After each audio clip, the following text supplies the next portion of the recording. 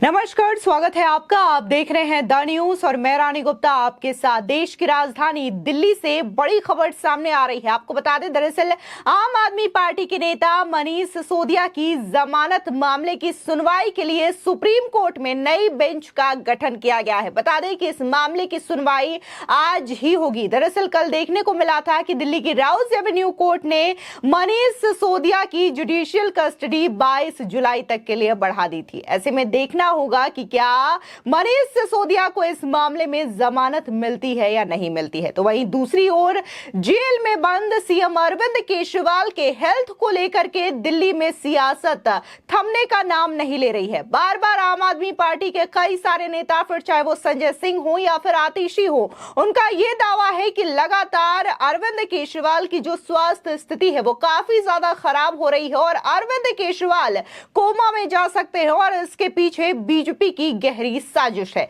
तो वहीं इस पूरे मामले को लेकर के अब कांग्रेस के ही नेता संदीप दीक्षित का बयान सामने आया है। उनका यह कहना है कि आम आदमी पार्टी इतनी दफा झूठ बोल चुकी है कि अब उनकी विश्वसनीयता पर भी सवाल उठते हैं। उन्हें सीएम के स्वास्थ्य को लेकर के राजनीति नहीं करनी चाहिए। आपको बता दें कि कांग्रेस जो है वो इंडिया अलायंस का हिस्सा है और बाकायदा साल 2024 के लोकसभा चुनावों में आम आदमी पार्टी और कांग्रेस ने साथ मिलकर के लोकसभा का चुनाव लड़ा है और बाकायदा दिल्ली में भी जो 7 सीटें हैं उनमें भी आम आदमी पार्टी और कांग्रेस ने मिलकर के अपने अपने कैंडिडेट्स उतारे थे। लेकिन जिस तरीके से बयान सामने आते हैं वो काफी ज्यादा अलग नजर आते हैं। बता दें, दरअसल मनीष सिसोदिया की जमानत मामले की सुनवाई के लिए सुप्रीम कोर्ट में नई बेंच का गठन किया गया है। Justice BR Gavai, justice Sanjay Karol और जस्टिस के विश्वनाथ की बेंच मनीष सिसोदिया की जमानत याचिका पर सुनवाई करेगी। आज ही मनीष सिसोदिया की जमानत याचिका को लेकर के सुनवाई होनी है। बता दें, इससे पहले गुरुवार को जब मनीष सिसोदिया की जमानत याचिका अदालत के सामने लाई गई तो जस्टिस संजय कुमार ने खुद को इस पूरे मामले से अलग कर लिया था। इसलिए इस मामले में दोबारा से बेंच बनाई गई है और मामला सुनवाई के लिए आज लिस्ट किया गया है। मनीष सिसोदिया को दिल्ली की शराब नीति मामले में 26 फरवरी 2023 को गिरफ्तार किया था, तब से वो जेल में ही है। और इसी के साथ ही बात करें अभी हाल ही में हुए सुनवाई की, तो राउज एवेन्यू कोर्ट ने उन्हें 22 जुलाई तक के लिए न्यायिक हिरासत में भेज दिया है। इसी के साथ ही दूसरी ओर दिल्ली के मुख्यमंत्री अरविंद केजरीवाल के स्वास्थ्य को लेकर के फिर से आम आदमी पार्टी और बीजेपी के बीच सियासी घमासान मचा हुआ है। बीजेपी ने एक बार फिर आम आदमी पार्टी की सरकार के खिलाफ प्रदर्शन शुरू कर दिया है। इस बीच कांग्रेस के वरिष्ठ नेता संदीप दीक्षित ने इसको लेकर के अपनी प्रतिक्रिया जारी की है। उन्होंने कहा है कि दिल्ली के सीएम के हेल्थ को लेकर के राजनीति नहीं होनी चाहिए। दरअसल दिल्ली के पूर्व सांसद संदीप दीक्षित ने कहा कि मैं इस समय उम्मीद करूंगा कि ये लोग किसी बड़े नेता के स्वास्थ्य पर राजनीति नहीं करेंगे। अगर आम आदमी पार्टी के नेताओं को भी देखें तो ये कहीं भी कुछ भी बोल देते हैं। अगर किसी को बुरा लगे तो मैं माफी मांगता हूं, लेकिन झूठ बोलना आपकी आदत है।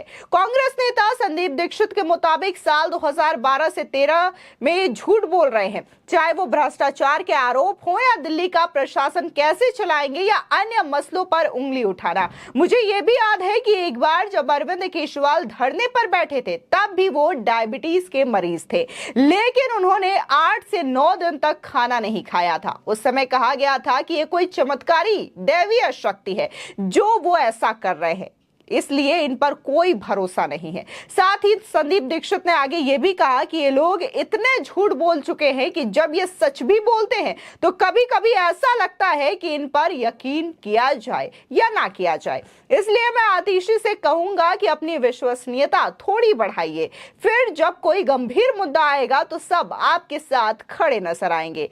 आप भी एक बार सुनिए कि आखिर इस पूरे मामले को लेकर के कांग्रेस के वरिष्ठ नेता संदीप दीक्षित ने क्या कहा। नहीं, देखिए, अगर कोई स्वास्थ्य की बात है तो चिंता का विषय है और उसको देखना चाहिए, इसमें कोई दो राय नहीं है। और किसी के भी स्वास्थ्य पर कोई कंट्रोवर्सी नहीं होती है। हर व्यक्ति की सेहत हर किसी की जिम्मेवारी है, खासकर सरकार की जिम्मेवारी है। और अगर ऐसा कुछ है तो फिर उसको बिल्कुल ठीक करना चाहिए। लेकिन बात एक और भी बन जाती है। देखिए, एक चिट्ठी उन्होंने दिखाई है जो तिहाड़ जेल ने लिखी है, उसमें लिखा है कि उनकी स्वास्थ्य को बार बार एम्स के डॉक्टर मॉनिटर कर रहे हैं। तो जब एम्स के डॉक्टर मॉनिटर कर रहे हैं और जेल का डॉक्टर उनको कंटिन्यूसली देख रहा है, तो मेडिकल ओपिनियन भी लेनी चाहिए। दूसरा, तिहाड़ जेल तो दिल्ली सरकार के अंदर आता है, कोई भारत सरकार के अंदर तो आता नहीं है, या वो बदल गया हो तो मैं नहीं जानता हूं, लेकिन दिल्ली सरकार भाई उसके जेलर हैं, दिल्ली पुलिस भारत सरकार की है, लेकिन जेल तो दिल्ली सरकार के अंदर आते हैं। तो अगर दिल्ली सरकार के अंदर जेल आते हैं तो इतनी तहकीकात तो स्वयं सरकार भी कर सकती है ना, कि उसके जेल में बैठे हुए लोगों की क्या स्वास्थ्य की हालत है। तो मैं ये कह रहा हूँ कि इसको पब्लिक करके सार्वजनिक करने के में, और सिर्फ ये कहने का कि भारतीय जनता पार्टी पर शक हो रहा, तो या तो ये है कि भारतीय जनता पार्टी इनके प्रशासित जेल के अंदर भी कुछ कर रही है, अगर इनका तथाकथित रूप से जो कह रहे हैं सही है। नहीं तो मेरा ये कहना है कि इस पर आप भी राजनीति नहीं करें, भारतीय जनता पार्टी को भी राजनीति नहीं करनी चाहिए। किसी भी व्यक्ति का, चाहे वो मुख्यमंत्री हो चाहे वो सामान्य व्यक्ति हो, का स्वास्थ्य बहुत महत्वपूर्ण चीज़ है। खासकर डायबिटिक पेशेंट हैं, तो अगर वो कोई इस कारण से स्वास्थ्य बिगड़ रहा है कि केयर ठीक से नहीं हो रही, क्योंकि मैंने तो ये भी देखा कि घर से खाना भी जा रहा है, कोई ऐसे कारण है, तो उसकी तहकीकात तो देखा जाए कि कैसे उस चीज़ को बेहतर कर सकते हैं।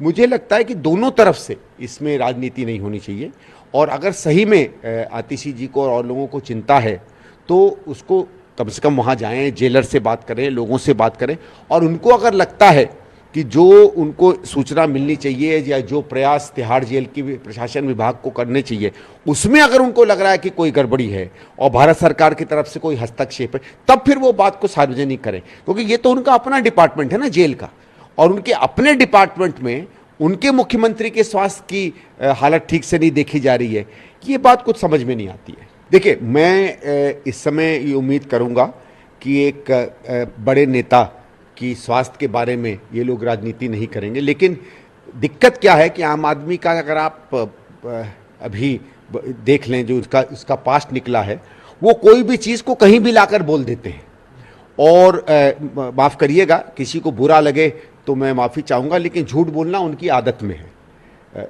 तो 2012-13 से वो झूठ बोल रहे थे, चाहे वो करप्शन के चार्ज हों, चाहे किस तरीके से वो दिल्ली का प्रशासन करेंगे, चाहे और सब पर उंगलियां लगाना हो। मुझे तो ये भी याद है कि जब एक बार किसी समय ये धरने पर बैठे थे, डायबिटिक पेशेंट तब भी थे, तो 8 या 9 दिन उन्होंने खाना नहीं खाया था, और हमको बताया जाता है कि डायबिटिक पेशेंट तो बिल्कुल उसको फास्ट पे नहीं रहना चाहिए, और तब कहा था अद्भुत दैविक शक्ति है कि ये कर रहे हैं। तो कोई भरोसा नहीं है आम आदमी पार्टी की। इसी वो एक कहानी है ना, वो भेड़िया वाली, इन्होंने इतनी बार झूठ बोला है कि जब ये सच भी बोलते हैं तो कभी कभी मन में लगता नहीं है कि इन पर कुछ विश्वास किया जाए। तो मैं आतिशी जी से और इन लोगों से कहूँगा कि ये सब चीज़ें आप कर रहे हैं, थोड़ी अपनी विश्वसनीयता भी बढ़ाइए, और अगर आप विश्वसनीयता बढ़ाएंगे तो फिर जब ये गंभीर कोई विषय सामने आता है तो सब लोग आपके साथ खड़े दिखेंगे।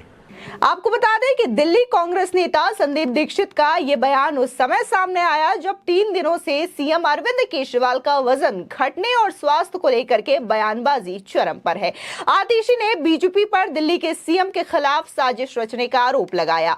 वहीं आम आदमी पार्टी के ही सांसद संजय सिंह ने भी बीजेपी पर तीखे शब्दों में हमला बोला, और बाकायदा सांसद ने भी ये आरोप लगाया कि कैसे बीजेपी साजिश रच रही है और अरविंद केजरीवाल का स्वास्थ्य लगातार गंभीर स्थिति में जा रहा है। अरविंद केजरीवाल की स्थिति इतनी ज्यादा गंभीर हो रही है कि वो कोमा में भी जा सकते हैं। इसके जवाब में दिल्ली बीजेपी के अध्यक्ष वीरेंद्र सचदेवा ने हमला करते हुए कहा कि हमने लोकसभा चुनाव प्रचार के दौरान ये कभी नहीं देखा कि CM Arvind Kejriwal health checkup कराने गए हों। हालांकि इसके बाद देखने को मिलता है कि अरविंद केजरीवाल को भले ही कोर्ट ने मोहलत दी थी कि वो लोकसभा चुनाव को लेकर के प्रचार कर सकते हैं, और बाकायदा अरविंद केजरीवाल प्रचार भी कर रहे थे, फिर चाहे वो दिल्ली का इलेक्शन हो या फिर पंजाब में चुनाव हो, तमाम जगहों पर जाकर के अरविंद केजरीवाल ने पार्टी के लिए प्रचार किया था। लेकिन यहां पर एक दिन भी उनकी ये शिकायत सामने नहीं आई थी कि उनकी हेल्थ कंडीशन काफी ज्यादा खराब है। लेकिन जैसे ही